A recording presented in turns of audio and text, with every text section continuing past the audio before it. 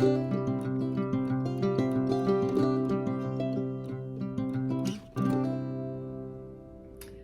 friends, welcome to the Share Report. If you're new here, thank you so much for joining. Be sure to hit that subscribe button. And for those who are returning, thank you so much for being here.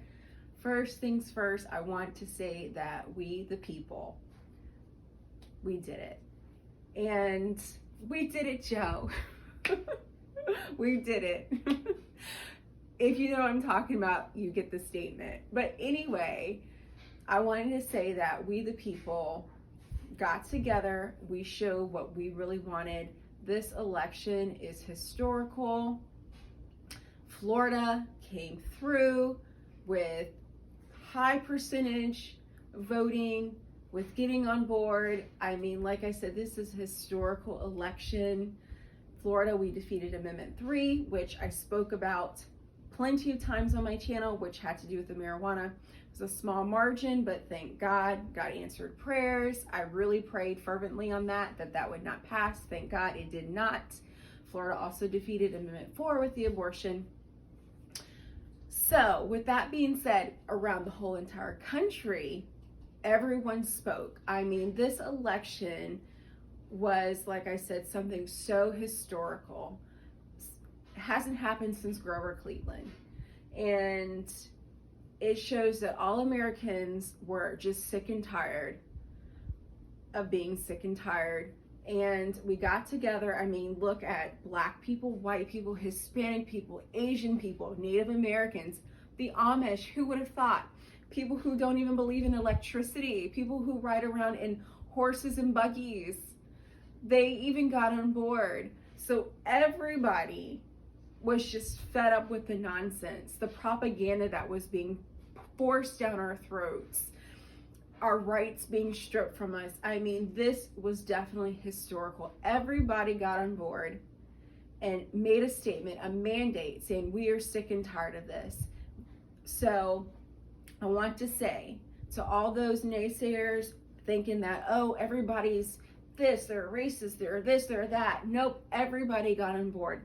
Male, female, all the categories that I just named got on board. So I just wanted to say that, preface that first. And then also wanted to say, which I've already mentioned in a short video, to definitely pray for our leaders, President-elect Trump, VP-elect Vance, Tulsi Gabbard, RFK, all of them that are going to be helping in the Trump administration, because they are going to be fighting a battle. Remember, just because he is now the president-elect doesn't mean that things can be smooth and that we can sit back and be lazy and just be taken care of. No, we still have to keep our eyes open, because there are still people in place that have horrible agendas, that are not pro-American, that are definitely against we the people. So we still need to keep our eyes open. We still need to know what we're up against. We still need to be educated. We still need to fight the battles and pray for these people, their safety, those who are going against the war machines, the big tech companies, and all the other things, pharma for one of them. These acronym groups, pray for them, because they're going against some big people that have no hearts, and they think nothing of unliving people or harming people. And them attacking the people that we put in power or vote for, in essence, they are wanting to attack we the people. So definitely pray for them.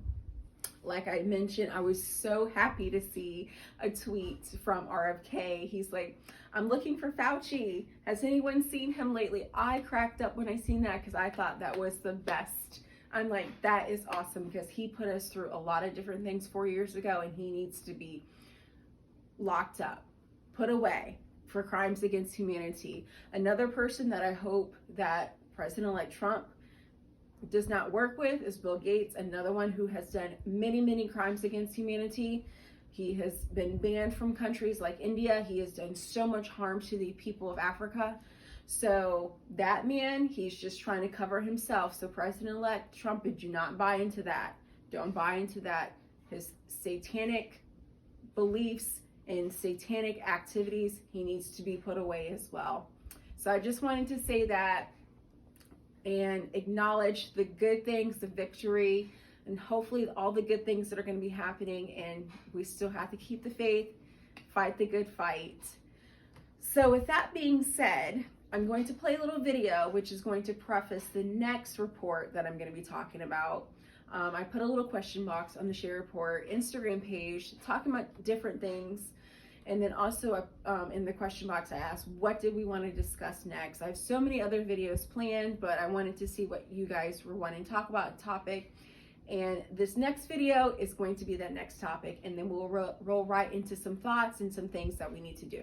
So here's the video.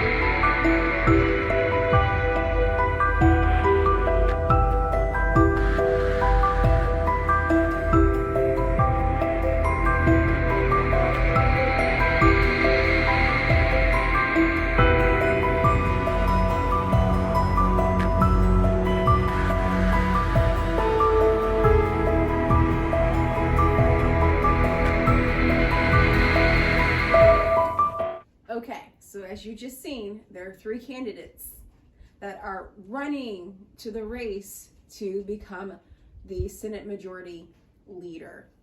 And as you know, the Republicans got the majority in the Senate, and they also got it in the House.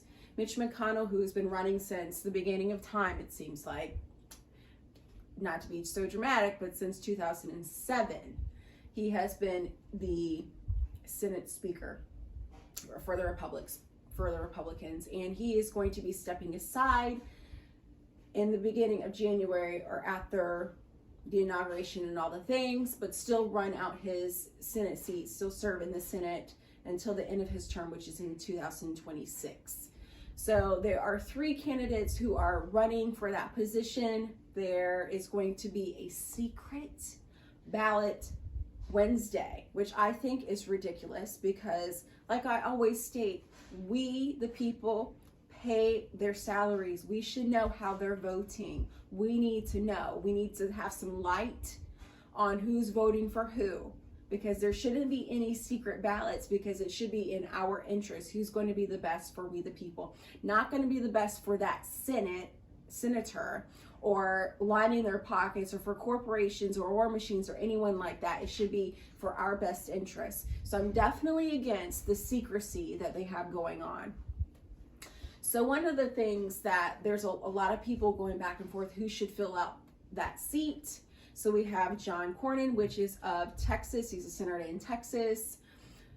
He and South Dakota Senator John Thune were both sidekicks of Mitch McConnell, in his back pockets, kind of like his little servants, serving him during his time as the Senate Speaker, or as the leader, I'm sorry.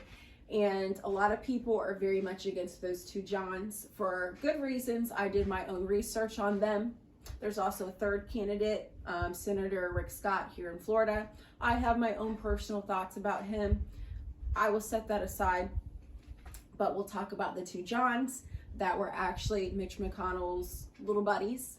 So one thing I want you to know about Mitch McConnell, the reason why a lot of people are against the 2 Johns that are running to this majority seat, the Republican majority seat, is that Mitch McConnell, he has been very much pro sending more money to Ukraine. He actually signed the bill was like for signing the bill to send $95 billion more there.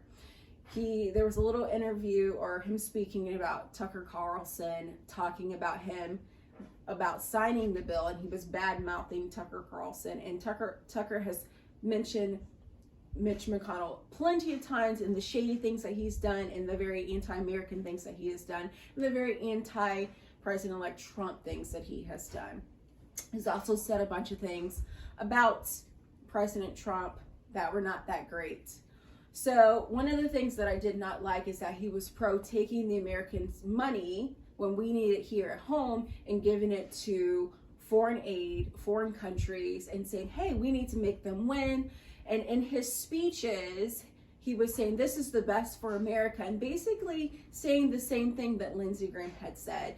It's basically going to be lining their pockets. They're wanting it for resources. So I didn't like that about him. And the two Johns that have been behind him since then, they are kind of on the same lines. They're definitely very much against President Trump, especially back in 2020, 2021, when President Trump lost, or the race was stolen from him. Okay, so there was some things said, John Thune said about President Trump that were not great, and about his presidency, and just basically turning his back on him and being very anti-Trump. At the time, there was some beef between the two. Both of them have been very much pro on the Democrat side in a lot of different categories. So a lot of people are not wanting to vote for them, or wanting other senators to vote for them to get this majority seat. So that's what we're hearing right now. So as of right now, I know of one senator, Josh Hawley, who is pro. I'm pretty sure it's Cornyn. I can't remember at this time. It eludes me. But one of the Johns, he is pro voting for, and I'm pretty sure it's the one from Texas. So that's all I know that has openly spoken out.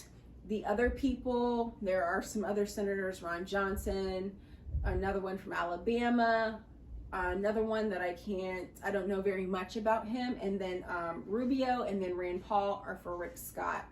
As we know, Rick Scott has been endorsed by those senators, and then also by Elon Musk, Tucker, RFK, and there are some other people that are very much for Rick Scott. He's very much a businessman, and he did a very good job here in Florida as the governor. He didn't take a paycheck. He started businesses. He's very pro-business. One of the requirements that Trump had wanted is that he can get started with building his cabinet and just get things going and everything. So he didn't want any interruption, which typically that doesn't happen when there's a recess time. So whoever's going to play the best, go along and be a great ally to President Trump to get these things done that we need to get done to make America what it needs to be for us, the people. That's the best person to get in. And everyone is, out of the three, is Rick Scott. So we're encouraging, a lot of people are encouraging you to call your Republican senator and say you need to cast your vote Wednesday, the 13th, for Rick Scott, because he's the best person for the majority seat. So I would have loved for Rand Paul to get that seat, but he's not running for it. So we had the best candidate at the time, which would be Rick Scott, and he has a lot of good points to him. Like I said, I have some other thoughts about him in other areas, but in this particular category, he is the best for the seat and has been very pro-Trump. So we need someone that's going to be a good ally to him and be very pro-American and do the right thing. So I wanted to touch base on that, let you know what's going on, get involved. Like I said, we still need to be active citizens. Call your senators, say don't be secretive.